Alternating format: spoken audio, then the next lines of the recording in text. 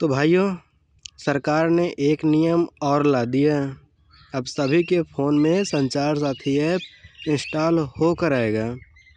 अब सरकार तो किसी ऐप पर तो अपना नियंत्रण कर नहीं पा रही थी, तो कम से कम इसी ऐप के द्वारा ही अब नियंत्रण अपना बनाए रखेगी। क्या यार, ये थोड़ी कोई होता है कि अब ज़बरदस्ती कोई भी चीज़ लाओ और उसे सब पे ऊपर ठोक दो। गलत है यार। जिसको जो करना है वो करे, नहीं करना है ना करे, लेकिन ये ज़बरदस्ती यार कब तक चलेगी यार। प्लीज़ सरकार, बंद करो ये सब।